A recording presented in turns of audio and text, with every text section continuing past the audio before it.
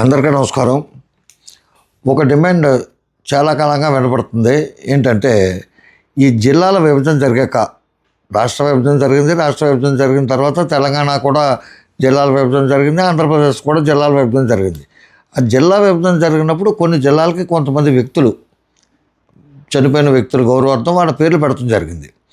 యాక్చువల్గా ఉమ్మడి జిల్లా ఉండగానే, ఈ ఉమ్మడి ఆంధ్రప్రదేశ్ ఉండగానే రంగారెడ్డి జిల్లా అని చెప్పి ఒక జిల్లాని ఏర్పాటు చేశారు. హైదరాబాద్ సిటీ చుట్టూ ఉన్న ప్రాంతాలన్నింటినీ కలిపి రంగారెడ్డి జిల్లాగా ఏర్పాటు చేశారు.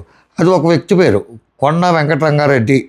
తెలంగాణ స్వతంత్ర సమరయోధుడు, విద్యావేత్త, ఎన్నో విద్యా సంస్థలు స్థాపించాడు, ఉప ముఖ్యమంత్రి చేశాడు, ముఖ్యమంత్రి మంత్రిగా పనిచేశారు. ఆయన మరి చెన్నారెడ్డి గారికి మేనమామో మామయ్యో ఏదో సంథింగ్ రిలేషన్ ఉంది, సబ్జెక్టు కరెక్షన్. వాళ్ళ తండ్రి గారు అని చెప్పి సోషల్ మీడియాలో చూపిస్తుంది, కానీ గూగుల్ తల్లి చూపిస్తుంది, కానీ అది తప్పు నాకు తెలిసినంత వరకు. ఆయన ఇంటి పేరు వేరు, ఈయన ఇంటి పేరు కొండ. తెలంగాణ సాయుధ పోరాటంలో పార్టిసిపేట్ చేశాడు. ఆయన నిజాం వ్యతిరేక పోరాటంలో పార్టిసిపేట్ చేశాడు, చాలా చేశాడు. కాబట్టి ఆయన ఎలిజిబుల్ పర్సన్, కాబట్టి ఆయన ఇప్పుడు దాని మీద ఏమి కాంట్రవర్సీ రాలా. కాకపోతే రాష్ట్ర విభజన జరిగిన తర్వాత తెలంగాణలో కొన్ని జిల్లాలు ఏర్పాటు చేశారు. భద్రాద్రి కొత్తగూడెం, భద్రాచలం శ్రీరామచంద్ర వారి పేరు, దానికి కాంట్రవర్సీ చేసిన అంత దమ్మున్నవాడు ఎవడు లేడు. అలాగే భూపాలపల్లి, జయశంకర్ భూపాలపల్లి జిల్లా అని చెప్పి ఒకటి పెట్టారు.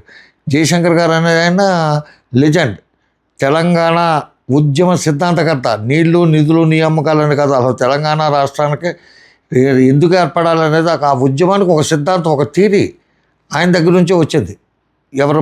ఎవరు దాన్ని తెలంగాణ సాధించినా, ఎవరు అది భుజాన్ని వేసుకున్నా సరే. తర్వాత రాజన్న సిరిసిల్ల, రాజన్ అంటే వేములవాడ శ్రీ రాజరాజేశ్వరి స్వామి వారి దేవాలయం ఉంది. ఈ సాక్షాత్తు ఈశ్వరుడు స్వరూపం కాబట్టి భగవంతుడి పేరు పెట్టారు. అది కొమరం భీం, చరిత్రకారుడు, సొంతమైనట్టు ఒక లెజెండ్. ఆయన పేరులో ఏమీ కాంట్రవర్సీ లేదు. అదే ఆంధ్రప్రదేశ్ రాష్ట్రానికి వచ్చేటప్పటికి అల్లూరి సీతారామరాజు గారు పేరు పెట్టారు. ప్రపంచం ఇచ్చిన పోరాట యోధుడు, తెలుగువాడు, అసలు అందులో డౌటే లేదు. ఆయన పేరు గురించి అసలు ఎవడో కళ్ళలో కానీ ఇళ్ళలో కానీ ఎవడో ఊహించలేడు ఆయనకి పేరు పెడదామని చెప్పి. ఇకపోతే కాంట్రవర్సీ అయింది ఏంటంటే, డాక్టర్ బిఆర్ అంబేద్కర్ కోనసీమ జిల్లా. ఆంధ్రప్రదేశ్లో కానీ, తెలంగాణలో కానీ, లేకపోతే ఉమ్మడి ఆంధ్రప్రదేశ్లో కానీ ఏ పేర్లు పెట్టినా దేవుడి పేర్లు కానీ, లేకపోతే ఇక్కడ ఈ రాష్ట్రాలకు సేవ చేసిన వ్యక్తుల పేర్లు కానీ పెట్టారు, గొప్ప లెజెండ్స్ పేర్లు పెట్టారు. కానీ బిఆర్ అంబేద్కర్ ఆంధ్రప్రదేశ్లో కాదు కదా అని చెప్పి ఒక ఇష్యూ. నా పర్సనల్గా అయితే దానికి జిఎంసీ బాలయోగి కోనసీమ జిల్లా అని పెడితే కరెక్ట్గా సరిపోద్ది. కోనసీమ జిల్లాకి ఆయన చనిపోతాం తీరం లోటు ఆయనే కానీ ఉంటే కోనసీమ జిల్లా సింగపూర్ అయిపోను. ఈ చంద్రబాబు నాయుడు గారు ఆంధ్రప్రదేశ్ అయిపోద్ది, లేకపోతే ఉమ్మడి ఆంధ్రప్రదేశ్ అయిపోద్ది, హైదరాబాద్ అయిపోద్ది అని చెప్తాడు, కానీ అవన్నీ ఉత్తుది. కానీ బాలయోగి గారు ఉంటే సింగపూర్ అయిపోను. దురదృష్టవశాత్తు ఆయన చనిపోయాడు. ఈ సందర్భంలో నాకు ఒక విషయం గుర్తొస్తుంది. ఏంటంటే, గురుకుల పాఠశాలకి గతంలో బాలయోగి గారి పేరు ఉండేది. దురదృష్టవశాత్తు ఆ పేరు తీసేసి బిఆర్ అంబేద్కర్ గారి పేరు పెట్టారు.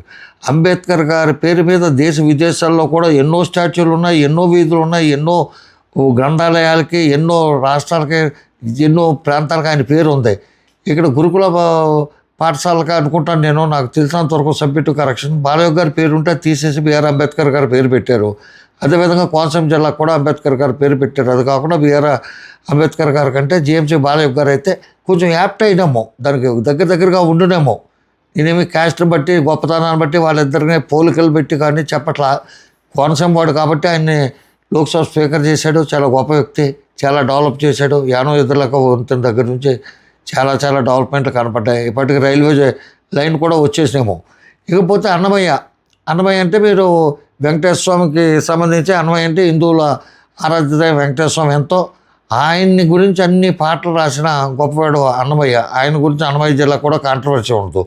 ఎన్టీఆర్ గారి పేరు మీద పెట్టినది, వైఎస్ఆర్ గారి పేరు మీద పెట్టింది పక్కన పెడితే పొట్టి శ్రీరాములు చెప్పక్కర్లేదు, ఎవడో ఇంటర్వ్యూ చేయక్కర్లేదు.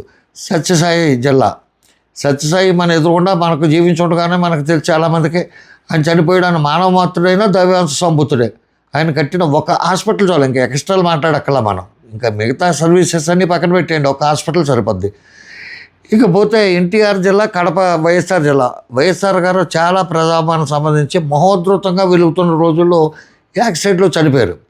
ఎన్టీ రామారావు ఆయన ఇద్దరు కూడా పేదల పాలిట ఆయన చేసిన సర్వీసెస్ కొన్ని. ఎన్టీ రామారావు కంటే ఏమీ చెప్పకల, ₹2 కిలో బియ్యం సరిపోద్ది. అలాగే వైఎస్ రాజశేఖర రెడ్డి గారి గురించి ఏమీ చెప్పకల, ఆరోగ్యశ్రీ, ఫీజు రియంబర్స్మెంట్, ఆ రెండు ఇంక ఎక్స్ట్రా జోలికి పోవద్దు. మనం చెప్పాలంటే ఇద్దరు గురించి ఇన్ని ఉంటాయి మహానుభావులు, వాళ్ళ పేర్ల గురించి మనం కాంట్రవర్సీ తేవద్దు. అదేవిధంగా ఇప్పుడు రంగా గారి పేరు గురించి, రంగా గారికి ఎందుకు పెట్టాలి అనేది పూర్తిగా రంగా గారి గురించి ఇప్పుడున్న వాళ్ళు, ఆయన చనిపోయి చాలా కాలం అయింది కాబట్టి రంగా గారి సమకాలీకులైన వ్యక్తులు కొంతమంది ఉన్నారు. ఎందుకంటే ఏ మీటింగ్కి వెళ్ళినా నేను ఉండాలి, నేను ముందు మాట్లాడాలి అని చెప్పి కోరుకునేవాడు రంగా గారు అని చెప్పి ఉండవల్లి అరుణ్ కుమార్ చెప్తూ చాలాసార్లు నేను విన్నాను.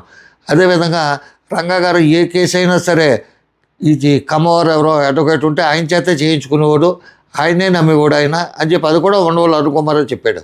ఉండవల్లి అరుణ్ కుమార్ గారు బతుకున్నాడు. అటువంటి కాంటెంపరర్స్, ఆయనతో బాగా చనువు ఉన్న వ్యక్తులు చాలామంది ఉన్నారు. కాబట్టి ముందు ఎవరు, ఈ ఆశా కిరణ్ గారు అంట, ఈ అమ్మాయి లేటెస్ట్గా వచ్చింది పాలిటిక్స్లోకి వస్తానంది, ఏ పార్టీయో తెలీదు. మరి ఆశా కిరణ్ గారు రాధారంగా మిత్ర మండలి సభ్యులతో పాటు వెళ్ళి పవన్ కళ్యాణ్ గారిని కలుస్తాను, పవన్ కళ్యాణ్ గారు ఎప్పుడో ఎన్నోసార్లు బహిరంగంగానే రంగా గారు అంటే నాకు అభిమానం అని చెప్పారు కాబట్టి ఆయన చేస్తారని చెప్పి నాకు నమ్మకం ఉంది. కాబట్టి రంగా గారి పేరు మీద ఒక ఘాట్, ఆయన చనిపోయిన దానికి స్మారక స్తూపం కింద ఏదో కట్టించాలని చెప్పి, జిల్లాకు పేరు పెట్టించాలని చెప్పి నేను రంగా గారిని కలుస్తాను, చేస్తారని నమ్మకం ఉందని చెప్పి అన్నారు. ఓకే, వెల్, సంతోషం. ఒక సాటి కులస్తుడుగా, ఆయనకి అభిమానిగా నేను కూడా చాలా ఆనందిస్తాను. వెళ్ళేటప్పుడు మీరు రాధారంగా మిత్రమండలితో సభ్యులతో పాటు వెళ్ళేటప్పుడు రంగా గారి వారసుడుగా, రంగా గారి వారసత్వంతో ఒకసారి ఎమ్మెల్యేగా పనిచేసిన రాధా గారిని కూడా వీలైతే తీసుకెళ్ళండి. మీకు ఏమున్నాయో మరి నా విషయాలు నాకు తెలియదు కాబట్టి అంతకంటే నేను ఎక్కువగా మాట్లాడదలుచుకోలేదు. వాళ్ళ కాంటెంపరీస్ వాళ్ళని చేత కలిపి ఒక మంచి లెటర్ డ్రాఫ్టింగ్ చేయించుకుని, రంగా గారు పేదలకు ఏం చేశారు, ఆయన చేసిన ఉద్యమాలు ఏంటి, ఆయన వల్ల లబ్ధి పొందిన వ్యక్తులు ఏంటి, సమాజంలో ఆయన వల్ల వచ్చిన చేంజ్ ఏంటి, ఆయన స్థాపించిన వ్యవస్థలు ఏంటి, విద్యాలయాలు కానీ, ఇటువంటి హాస్పిటల్స్ కానీ, ఆయన కట్టించినవి, ఇటువంటి ఒక బయోహిస్టరీ నేను చెప్పాను కదా. ఇప్పుడు పెట్టిన వాళ్ళందరికీ కూడా సత్సాయి అంటే ఏంటి అంటే ఒక హాస్పిటల్ సరిపోద్దని చెప్పాను. ఎన్టీ రామారావు అంటే కిలో 2 రూపాయలు బియ్యం సరిపోద్దని చెప్పాను. రాజశేఖర రెడ్డి అంటే ఫీజు రియంబర్స్మెంట్ 108, ఆరోగ్యశ్రీ అవి సరిపోతాయని చెప్పాను. అలాగే ప్రొఫెసర్ జయశంకర్ గారి గురించి లెజెండ్, అసలు సిద్ధాంతకర్తే ఆయన చెప్పాను. కొమరం భీం అనేది ప్రపంచ ప్రఖ్యాతిగాంచిన కొమరం భీం కానీ, అల్లూరి సీతారామరాజు కానీ, వాళ్ళు ఈ డాక్టర్ బిఆర్ అంబేద్కర్ గారి గురించి ఎవడో చెప్పక్కర్లేదు, ప్రపంచానికే చెప్పక్కర్లేదు. మనం ఇంకెవరు కూడా చెప్పాలి. ఈ జిల్లాలు పెట్టినారు. రంగారెడ్డి గారి గురించి చెప్పాం. స్వతంత్ర సమరయోధుడు, అప్పట్లోనే స్వతంత్రోద్యమంలోనే పార్టిసిపేట్ చేశాడు ఆయన అని చెప్పాం. భద్రాద్రి రామయ్య గురించి చెప్పక్కర్లేదు. రాజన్న సిరిసిల్ల జిల్లా గురించి చెప్పక్కర్లేదు. ఇంకా మనం పోరాడుతున్నాం కాబట్టి, మీరు ఒక ఉద్యమాన్ని చేపట్టారు కాబట్టి డెఫినెట్గా రంగా గారి గురించి సమస్త చరిత్ర ప్రజలు ఓకే ఈ పేరు పెడితే మాకు అభ్యంతరం లేదు అనే విధంగా మీరు ఒక ఎజెండా తయారు చేసుకుని, ఒక అప్లికేషన్ తయారు చేసుకుని డెఫినెట్గా మీరు పవన్ కళ్యాణ్ గారికి ఇచ్చి ఆ జిల్లాను సాధించండి. అది అందరూ కూడా అప్రిషియేట్ చేస్తారు. నమస్కారం. రామోజీరావు. జై హింద్.